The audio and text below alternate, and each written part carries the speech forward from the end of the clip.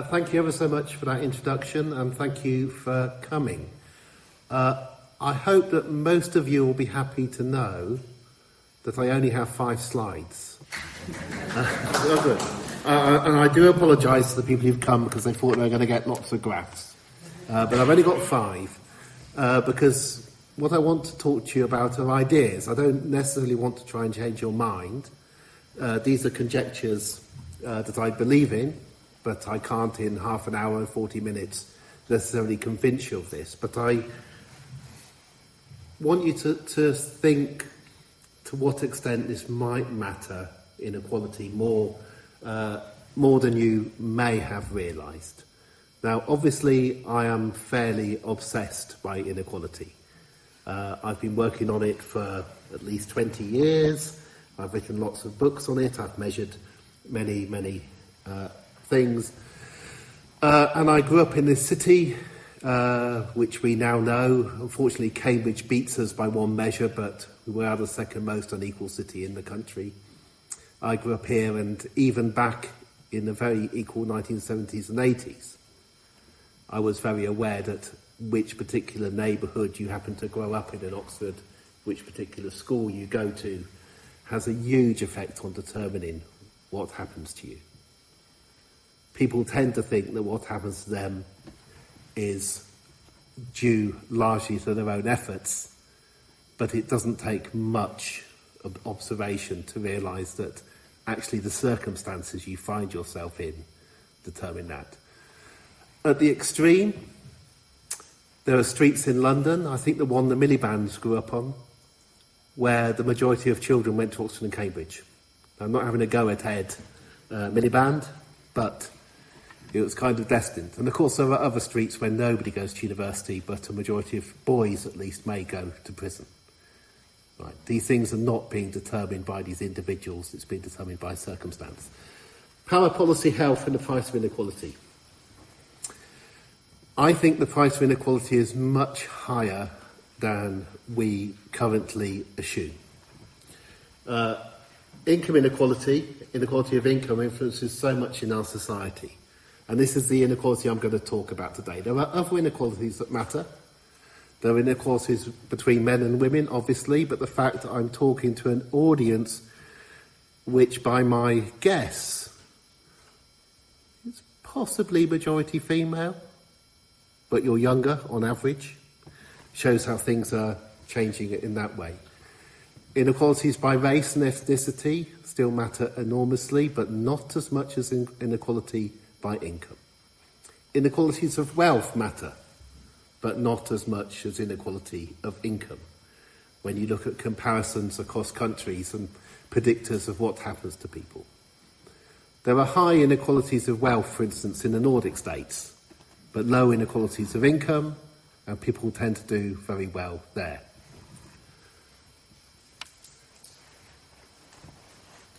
I play a little game when I do talks of looking at what the BBC headline is on the day of the talk and thinking, can I link that to inequality?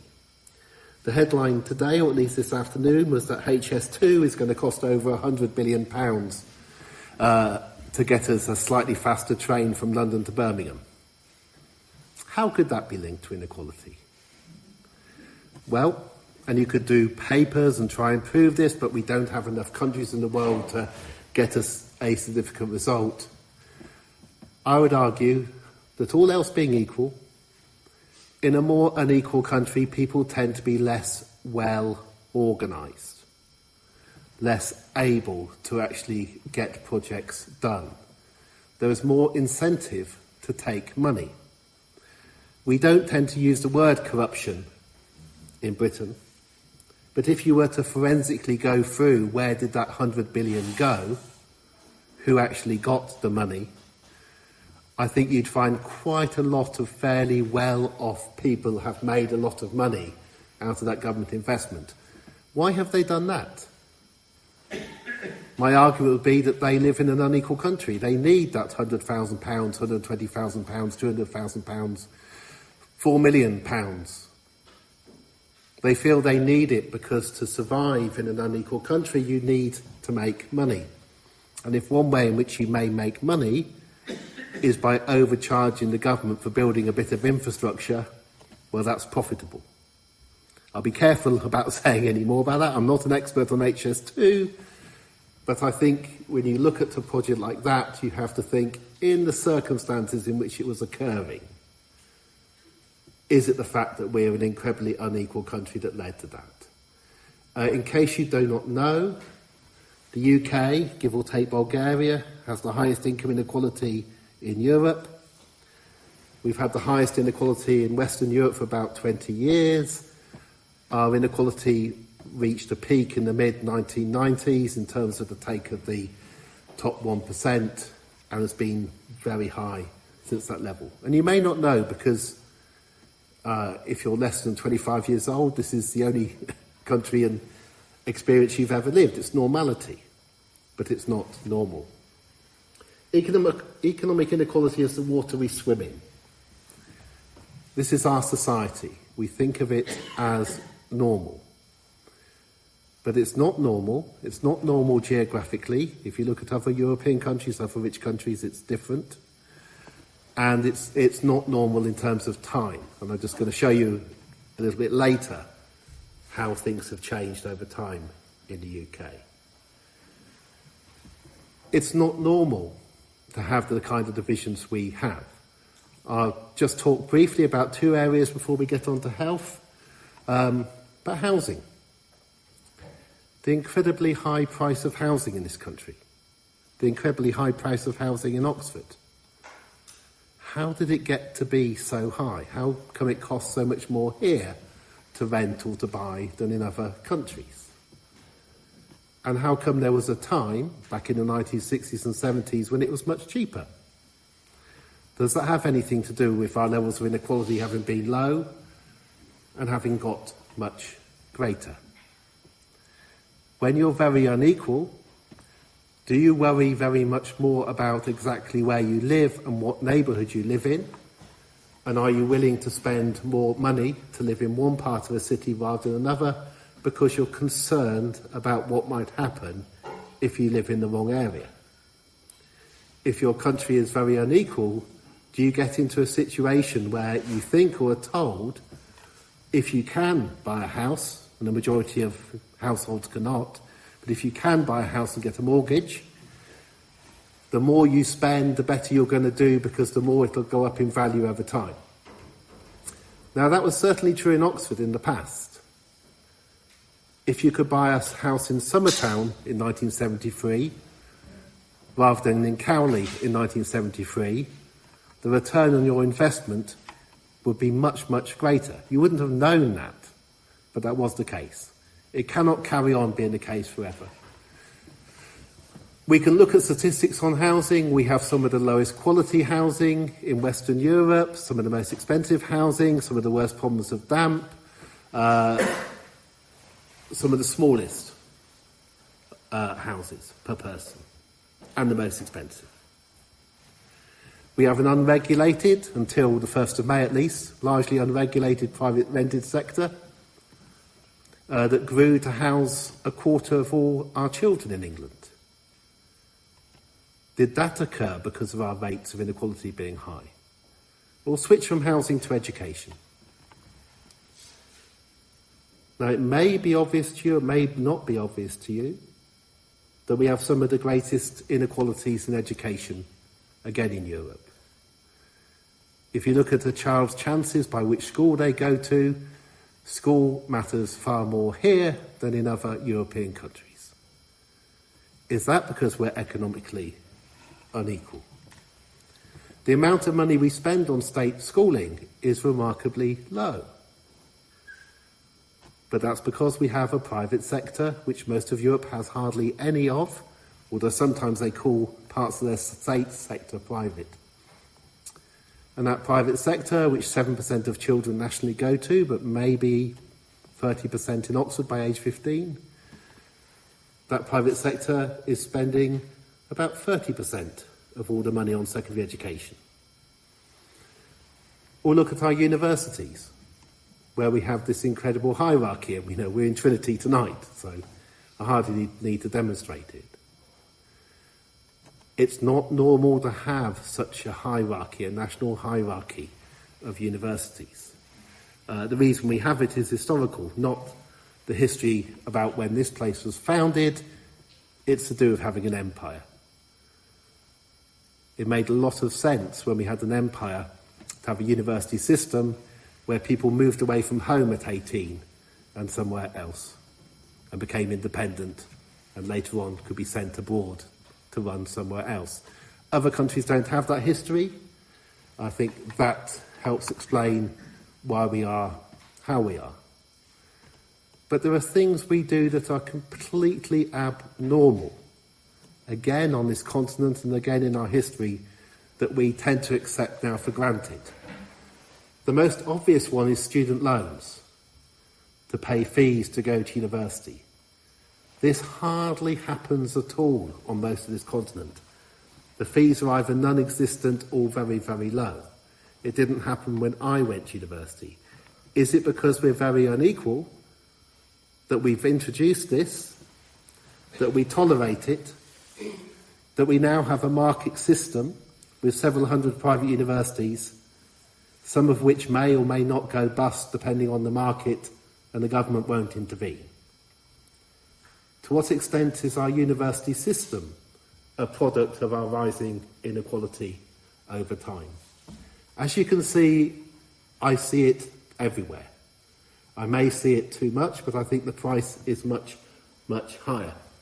And lastly on this slide, political power and the politics you get. Again, we tend to think of our politics as normal. We have a left and a right. It's always been like that. We had the left and the right in the 1950s. We had the left and the right in the 1930s. But the water changes. Our left and our right in the 1950s were very different. The Conservative Party in the 1950s built more council houses than any government had ever built before. Our National Health Service was brought in, partly with the help of a Liberal Lord, the Master of Univ, Beveridge, Conservative Minister of Health who was in favour of it, and the Labour Party. If you look at our politics more recently, it's all shifted to an extreme in Europe.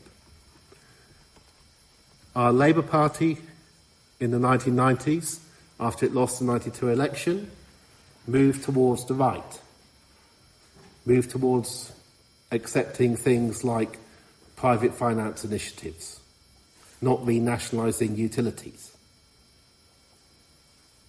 Our Conservative Party moved even further to the right. In 2014, the Conservative Party left the European People's Party, which is the conservative bloc of Europe, and joined an alliance with Alternative for Deutschland in 2014.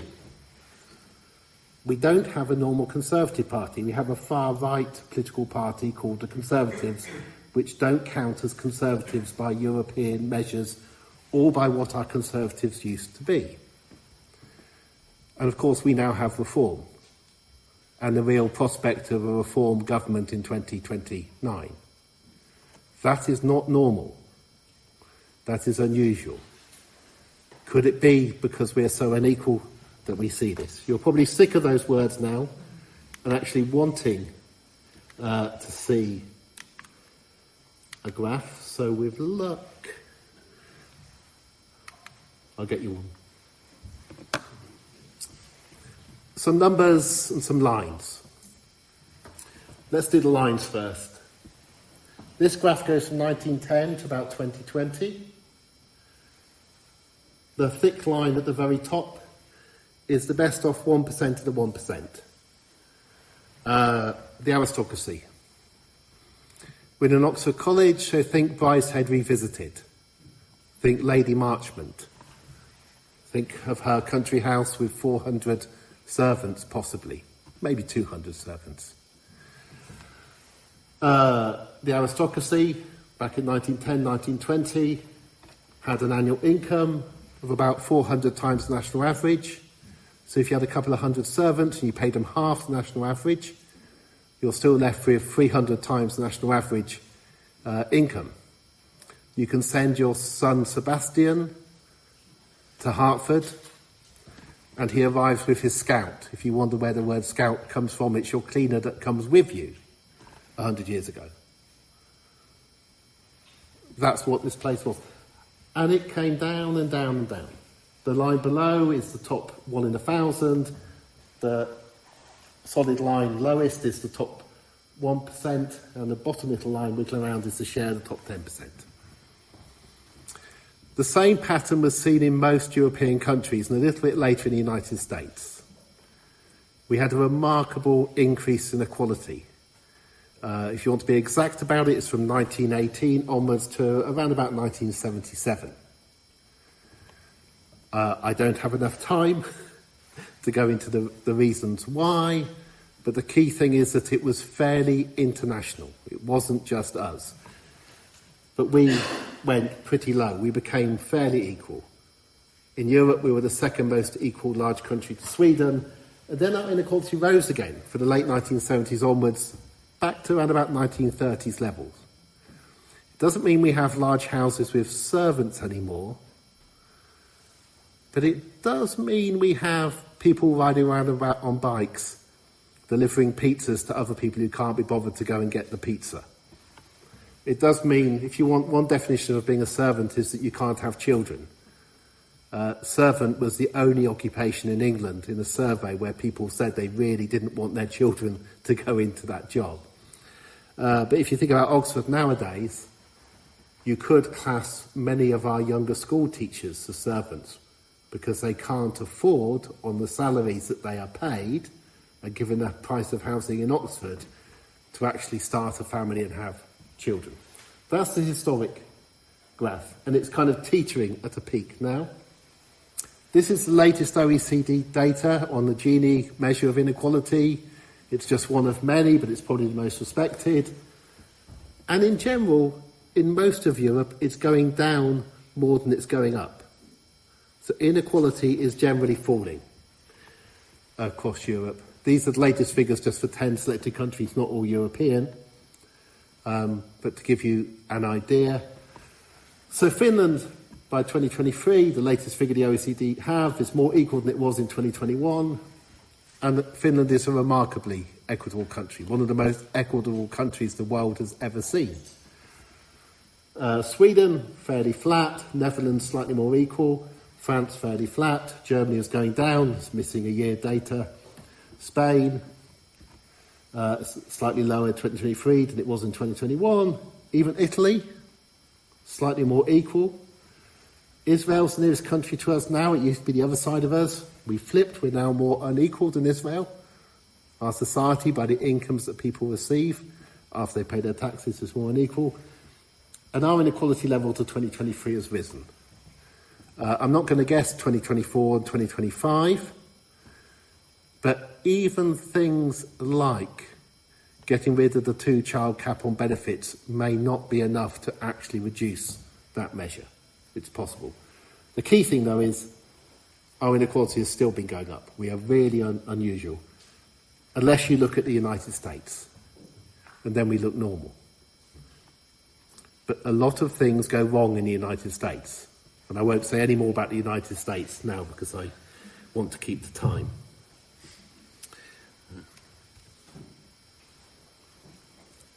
Let's see if I can go forward again.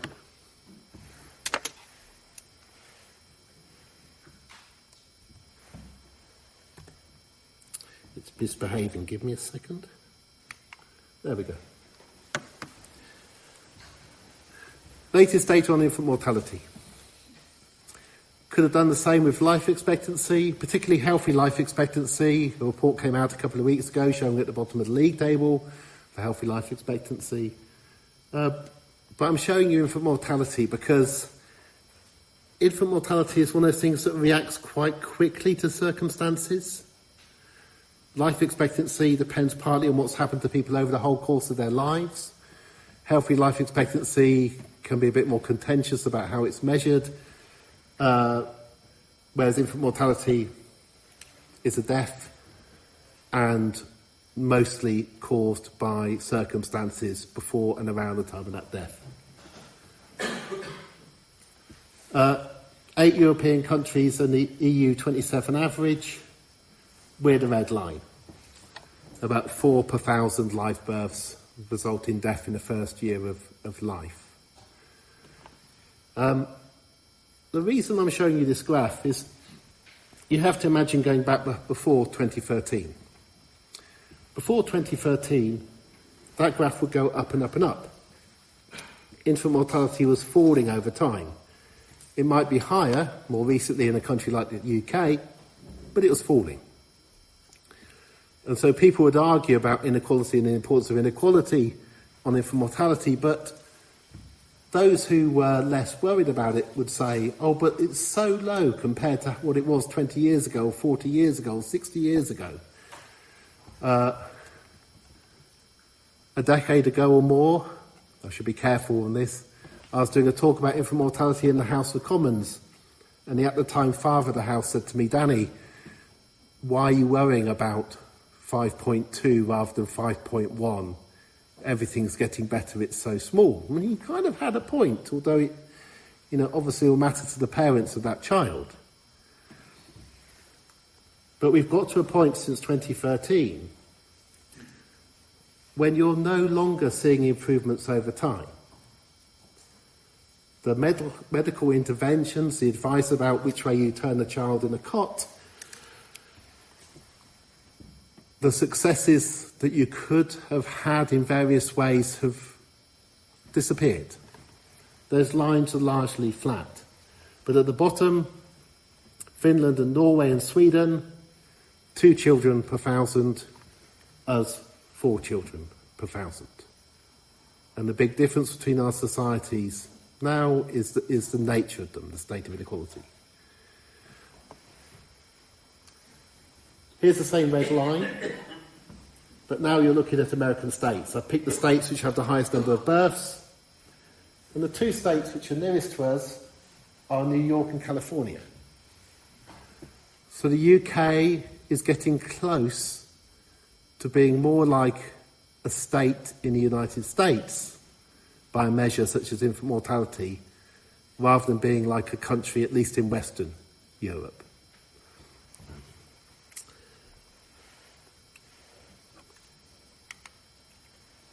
What is the extent of inequality? And I've only got one slide to go after this, you'll be glad to know. I published a book a couple of years ago called 7 Children, to try to, as simply as possible, explain what high inequality actually means in terms of lives. And what I did, I took the households below average income data, which is a survey. It's confusing it's called that because it's about all households, but a survey that in the past would look at people's actual bank accounts and see what kind of money they had. And I picked 100 children who are representative of Britain, from the poorest 1% to the richest 99%. And then I took 7 equally placed out of that 100. So each child represents about 14% of the population, and it's the middle child of that 14%. And what you're seeing here for the year 2018 is the disposable income of the family. So the middle child of the poorest 7th had a disposable income after tax and after benefits and after paying rent of $6,100 a year. Or according to what the HPI says, the amount of money to be spent on a child, that's £3.37 a day to spend on a child. That's food, clothes, toothpaste, bus tickets, birthday presents, and so on. And you can see it goes up. The next child, 12,000. The next child, 15,000 disposable income for the family a year. The middle child, David, 19,000. Emily, 24. Freddie, I gave them names, 32. And your typical middle child, or the best off 7th in the UK, just a few years ago, their family had a disposable income of 51,000. That means that after paying tax and after paying a mortgage, they probably had a mortgage, mum and dad, and there was almost certainly a mum and dad in this case, had just over £25,000 each. So they're paid more than £25,000, but that's how much money they have, which is not money that's already committed to things like having a bed. And that's your typical best-off family of 7 equally spaced families. And the reason for putting that in is to explain to people who buy books, because almost everybody who buys books is better off than that, where they are in British society. Now, one reaction I got to this, or showing this, was, oh, people can't possibly live off that. They must be not declaring their income. It must be a black market. The size of the illegal economy in Britain would have to be truly enormous for that to be the case.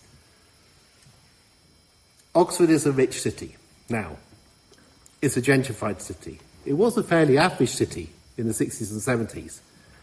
It was a bit like Luton back then, or Swindon even. Now Oxford is more like Hampstead in terms of a place. So in Oxford, the salaries will be higher, but still very, very divided, if not more. I've put data from tax records below to give you an idea or an estimate of who's better off than our best off 7th child. Now remember, these children represent 14% of all children. So the best off child is the middle child of the best 14%.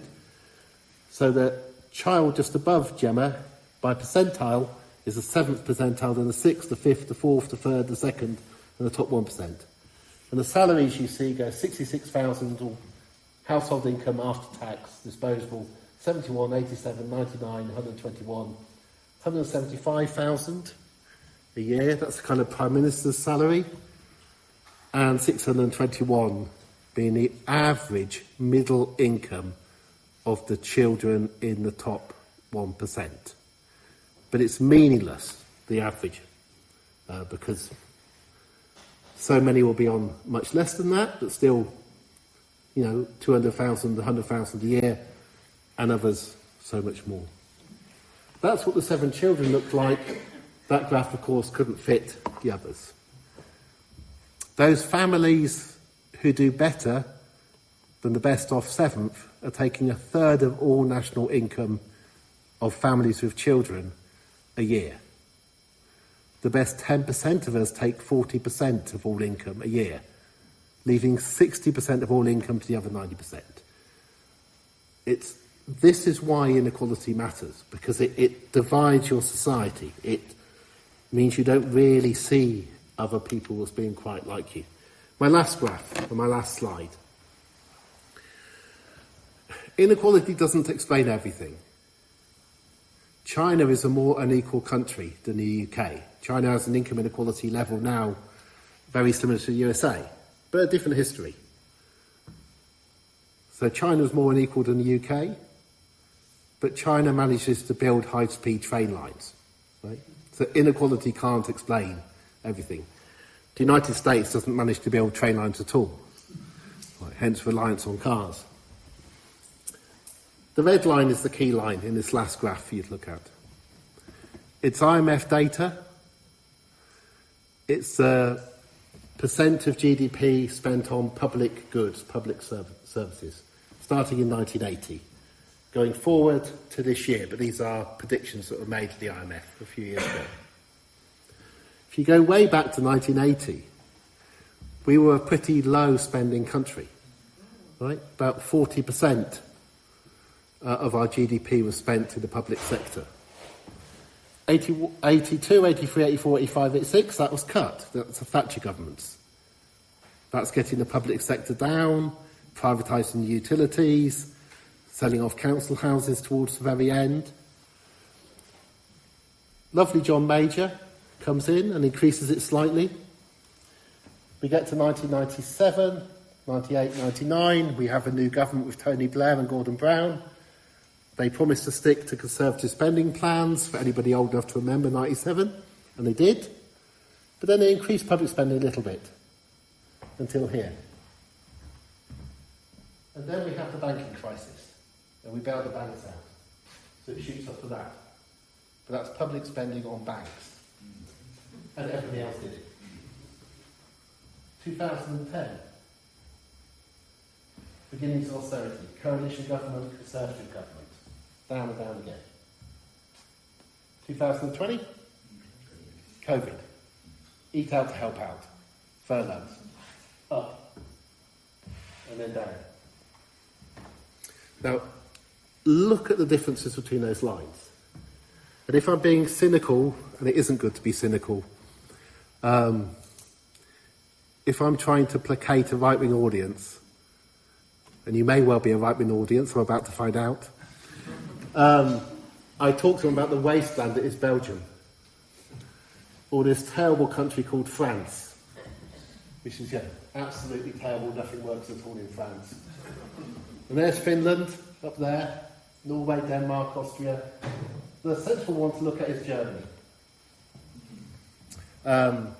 If you want a country to emulate that isn't that different from the UK, then Germany is the possibility. But back here in 2017, when we were here, and in 2019 we were here, a political party did suggest emulating Germany. It suggested having a programme which would take our public spending from there, to the German level, within 1/100%. That was the manifestos of the 2017 Labour Party and the 2019 Labour Party. The completely unworkable manifestos. It was ambitious. The idea that you do it in 5 years is a bit ambitious. But it wasn't to make us like a Scandinavian or Nordic country or even like France. Now, debate over the last couple of days has been about what potentially the King from the North might do if the King from the North is elected. And what's interesting is the King from the North feels the need to say that he'll stick to some particular spending rules or borrowing rules, really. And what's interesting about that is that what those rules don't say is what level of taxation you have. Because the principal reasons that these countries up here are spending more on their public services than these countries down here is because they're taxing their population more, particularly better off people. So if you want to go from here upwards, the only real way you can do it is to have more progressive taxation, primarily of income, maybe a little bit of wealth and some other things. And when you talk about sticking to golden rules about not borrowing, that isn't talking about whether you might increase taxation or not. Of course, you could claim, by being a low tax country, our taxes are higher than they've been for most of the last 80 years. It's climbing up. That's an ageing society. You could claim that we're really, really efficient because of how we are. We might get on to that. But things are different in other places. I'll end with one last story of something I learned today, which was new. We have one of the meanest state pensions in Western Europe, one of the lowest. And we're constantly talking about whether we should cut it or not increase it, but it's really low. The state pension in the Netherlands is much higher. But did you know that in the Netherlands, every summer, as a state pensioner, you get an extra month's pension to pay for you to be able to go on holiday? Now, can you imagine us thinking of introducing an extra month to the state pension so that people reliant on the state pension could go on holiday? This is what I mean by things being unimaginable, because we're not aware of them, but also we have a way of talking about them that makes it not possible. Lastly, to end on a bit of optimism, there is one country which has done something about this in the UK, and that is Scotland, when it comes back to those 7 children. Scotland has introduced a child payment, which has taken the bottom 2 children out of 7 up above where they are to where the child numbers 3 and 4 are. And that's actually been done within the United Kingdom in the last few years. So things are possible. But whether you even think they're possible depends on the circumstances in which you've grown up, what you've become used to, whether you're taught that certain things are bad, that taxes are bad, and other things are right. Wealth creators are wonderful, they create lots of wealth for us that makes us all wealthy, and if you believe that. Thank you for letting me ramble on for about 35 minutes. Please think of some questions about anything that I've talked about. Thank you very much.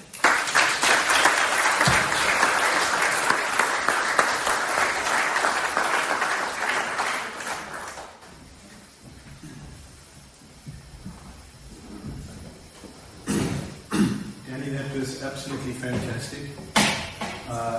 Tour de force, and certainly helped me understand about some of the issues that I raised in my introduction. I'm just wondering if there are any immediate questions. Yeah. It's been a brilliant exposition. Thank you very much for a very clear exposition. What can we do about it? I think be optimistic,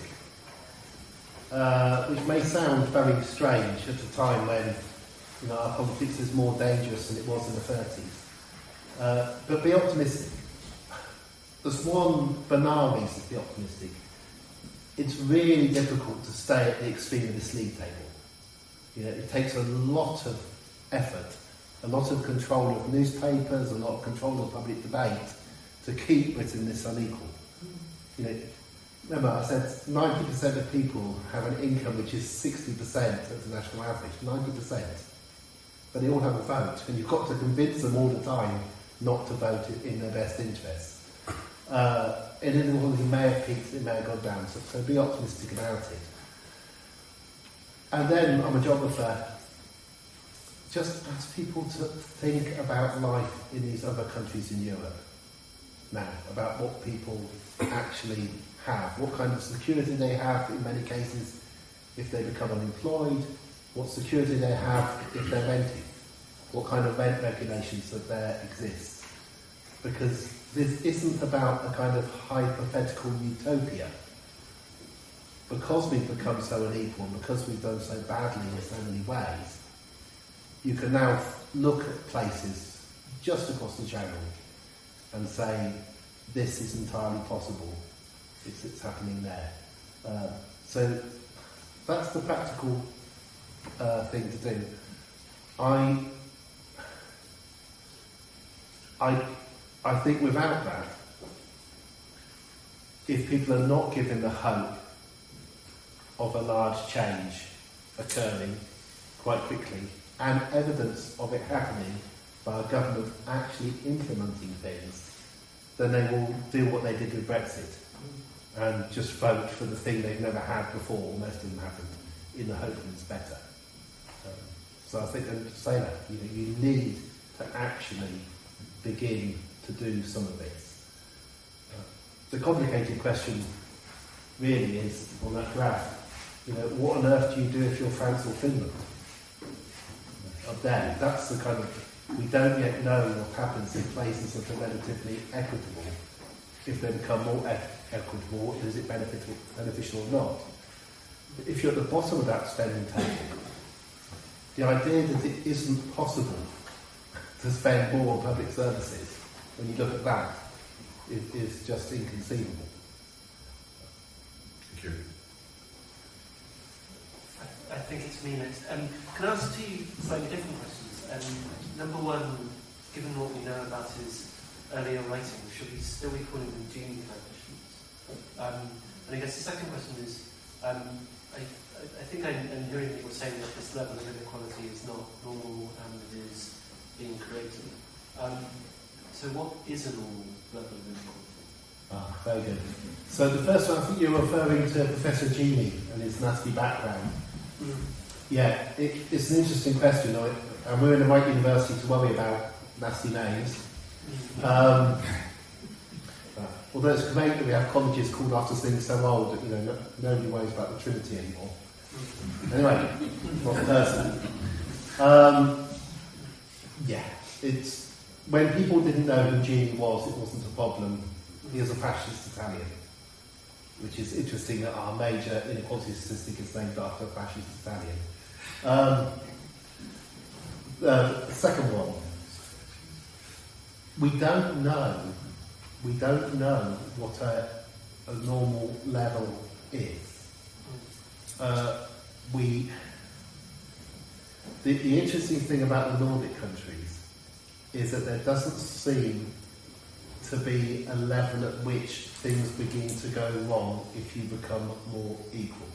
Communist countries were not particularly equal. Nordics were. There are 5 countries in Europe which are not Iceland, Denmark, Sweden, Norway and Finland. There are 5 which now have lower income inequality than them, and they're doing just fine. They include Belgium. There are 5 which are almost as equal now as the Nordics, and they include Germany and France. And we don't have an example of a place that became too equal and things stopped working. I can justify theoretically a ratio of 1 to 8 on your maximum level. I'll try and remember how I did it. Just to support defence, but people often ask, what kind of level of inequality could you have? And often they go back to, primitive societies and say how equal they were. That was some time ago. I think you could justify an 8 to 1 if you're the president of a college. The way I do it is this. It's possible to work for 16 hours a day, just possible. Not good for you, but it is possible. Whereas somebody would normally work for 8. So if your job involves working early in the morning, late at night, you could claim only to be paid twice as much. It's possible to be better than somebody else. You could say at most be twice as good at your job than somebody else. Take head teachers in Oxford. I don't know, it would be very personal things, but it's possible that there's one head teacher that's twice as good as the worst head teacher in Oxford. But nobody should be employing anybody worse than that. So you can have a kind of doubling ratio. And also there are some jobs that are just horrible to do, that are dangerous, deep sea diving, where you should pay somebody more because it's so horrible to do that job. And in a lovely society where you had freedom to choose your work, you wouldn't choose to do that job. But no job, I would argue, should be so horrible that you need to be paid more than twice to do it. So I can justify an extreme of 8 to 1, but not the kind of levels that we have. To be honest, for most people, you do not need much of a differentiation for society to work. There's one at the back. Hello. Hi. Thanks for the great talk. Very persuasive. My question is about right-wing populism and cause and effect. So you've obviously outlined, the big bifurcation we've seen in Britain versus our European peers. But we're seeing right-wing populism on the rise everywhere. Those of us on the left would like to think that if we build a fairer, more equal society and functioning public services, people are less likely to fall into the arms of far-right fascist forces. But that sort of isn't what we're seeing in Europe and the rest of the sort of Western Hemisphere at the moment. So how would you see the relationship between what you're saying and the rise of right-wing populism beyond the kind of media outriders and all the things that we know are kind of accelerating? Thanks.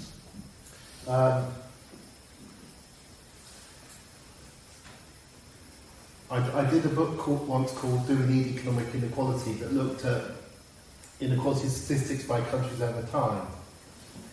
And the 2 countries that had the biggest increase in inequality in the 1930s were Germany and Japan. May not just be coincidence, but high, rapidly rising inequality is not good for your politics in particular. We tend to be told a story of right-wing populism rising everywhere all the time. We have for about 3 decades been told this. The New York Times used to do a lovely set of graphs every year showing the rise of populism with a graph for each country. And what was interesting when looking at that is that the right wing often fall in popularity as well, but the falls are not newsworthy. So the fact that Golden Dawn hardly exists in Greece anymore isn't a story. The Front National never actually gaining power in France isn't the story. A different political party coming to power in Poland isn't the story. For a day, you will hear a story about a most dramatic election result in Hungary, but it's a very short story in the news time, whereas the fear of the rise is longer. So I'm not sure that the rise has been as big as we necessarily think it has. We also have radical governments in Spain. And since Trump came to power for the second time, we may have had a series of elections around the world where people have actually looked at Trump, looked at who they're being presented with as an option, and not gone for them because they've looked at Trump. So I'm saying don't be as worried. But we in the UK have by far the biggest threat in Europe of a far-right populist government. Funded, ironically, by inequality. The funding for reform comes from a few very rich individuals.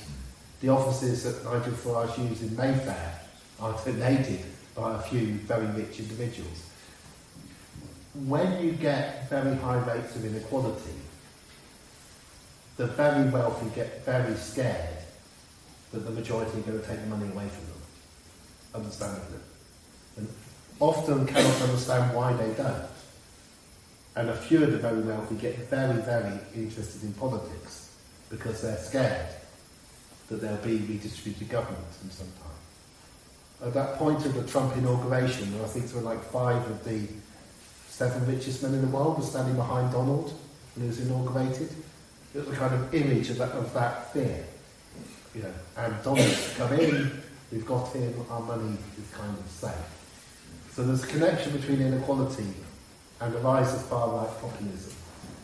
But I don't think we should see it as necessarily inevitable. Not least because if you look at the voting preferences of young people across Europe, they in general are going the other way, particularly for young women. And we tend not to celebrate that. On the left of politics, there's a kind of misery button where we're very good at constantly talking about what's wrong and not recognising things that are getting better. But if you point out they're getting better, people say you're not left-wing enough. Don't you know it's terrible? The general fall in racism over time would be an example of something getting better. I've got a microphone with this one, that's okay. I'm really interested in how you measure inequality, so both in the sense of averages.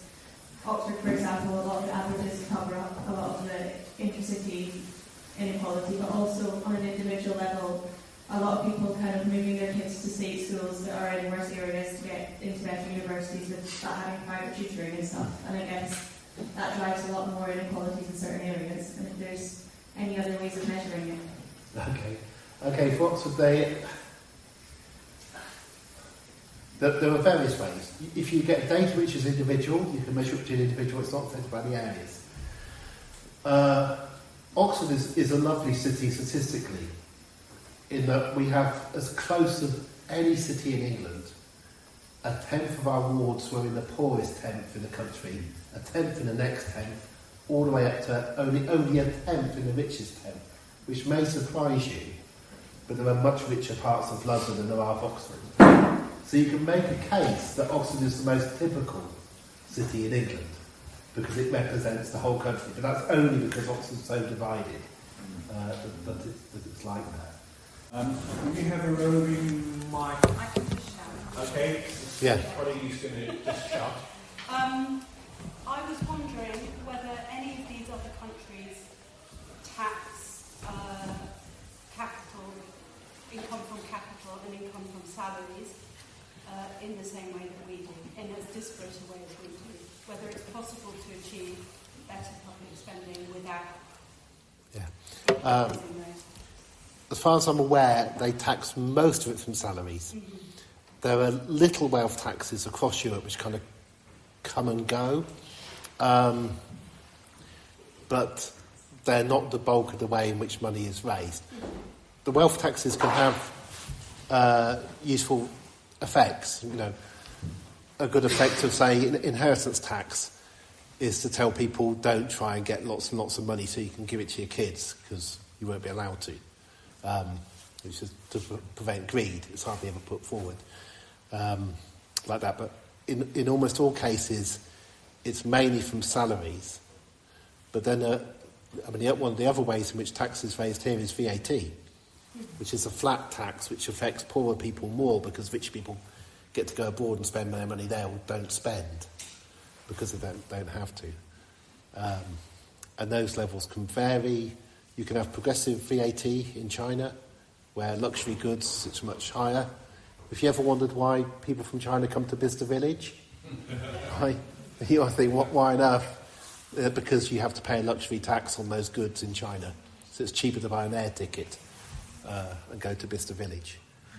Yeah. There was another question there. If you can shout out, please. You? Yeah.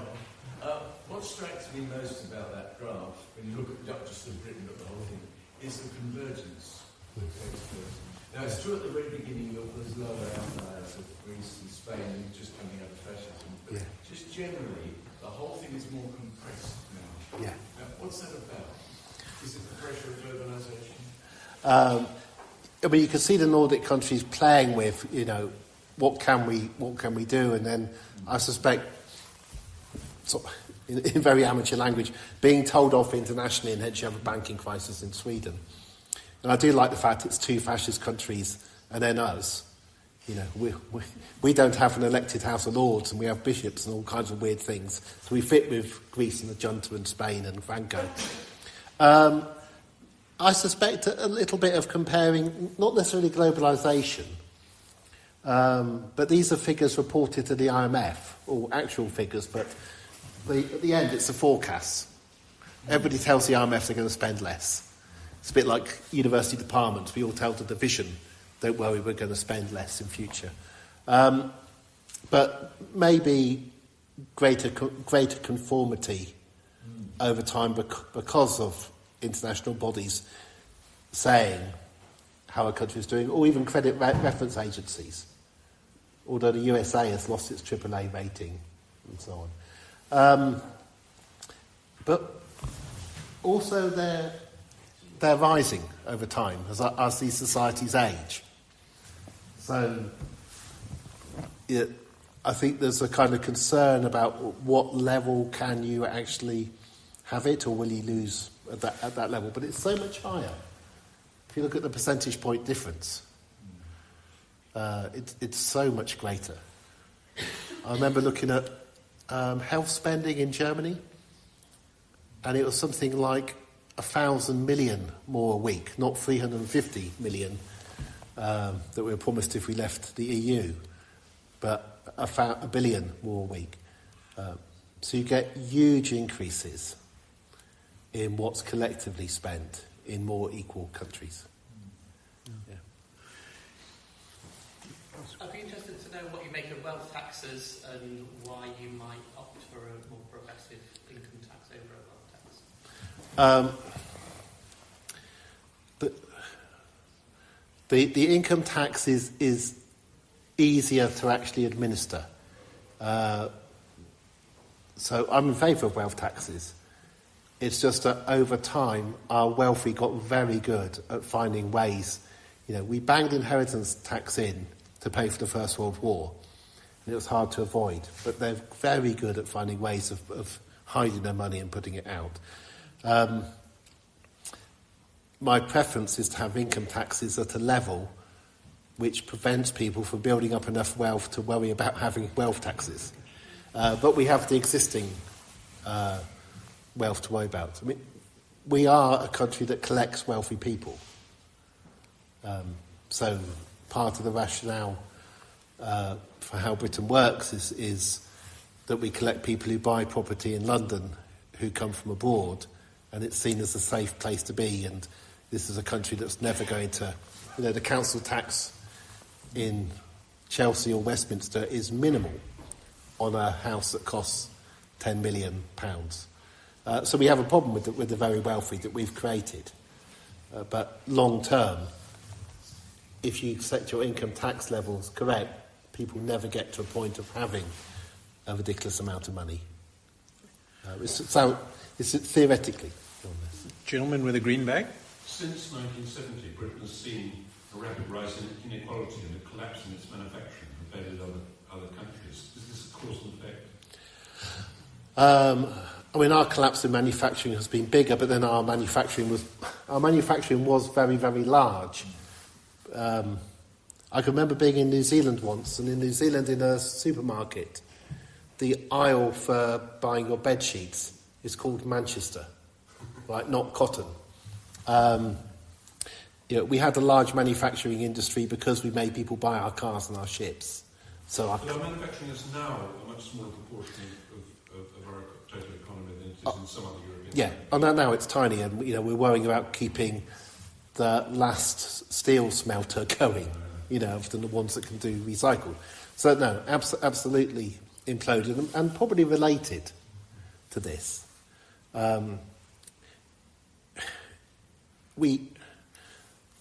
The City of London and finance used to bring in 12% of our GDP and only employed 4% of our workforce. It was seen as much more profitable than manufacturing. And I think the predominant thinking, and this included Gordon Brown, was that if you can make money out of moving money around, it's better to do that because you can make more money than by making things. But only one place can make a lot of money by moving money around, and some of the people involved in moving the money around want to avoid regulation. And avoiding regulation included not wanting to be subject to European Union rules about banking. So if you put all your eggs into finance, as we did, including under New Labour, you end up with Brexit being part of the reason for Brexit, because of the push. We used to have 2,000 bankers paid over £1 million a year. The next highest number was Germany, which was 197, paid over £1 million. And the only reason we knew we had 2,000 bankers paid over £1 million a year was European Union regulations that meant that the banks had to say how much money their bankers were getting. We no longer have that. We've left the regulation of Europe on banking. Danny, I wonder if I can take a chairperson's prerogative and ask you to comment about international inequalities.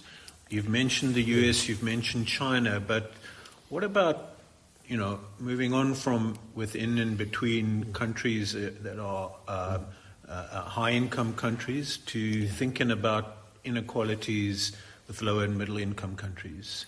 Yeah. Inequalities tend, on average, to be higher in middle-income countries than high-income countries, and highest in low-income countries. So greater equality goes together with being richer in general. We are the odd rich country that's unequal. You originally are from, given your accent, one of the world poster childs for inequality. South Africa and Brazil are incredibly unequal. So that's the general pattern, is the poorer a country is, the more unequal it tends to be. But there are exceptions.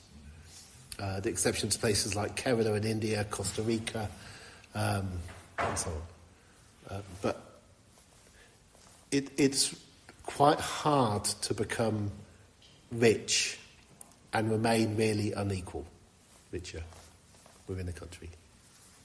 And we became much more equal in the 60s and 70s. But the question is, why did we lose it more than other places? And my suspicion is because there was a legacy from the very, very rich families who absolutely hated what happened in the 60s and 70s and worked very hard to turn it round. And they see inequality as good. So we haven't talked about this at all, but there's a mindset that says inequality is about rewarding the most able, the best, and punishing the lazy and the weak, paying them less to force them to work because they don't want to work, and rewarding entrepreneurs so that you get more and more business into your country. I don't believe any of this, but it's important to understand that there are people who do believe this, absolutely, and will never change their minds about it. Friends, I think we're going to have to end it there. Big thank you to Danny. Apologies for the interruption, but I'm sure you'll agree that Danny's given us a lot of insight, and if we could give him a round of applause to thank him.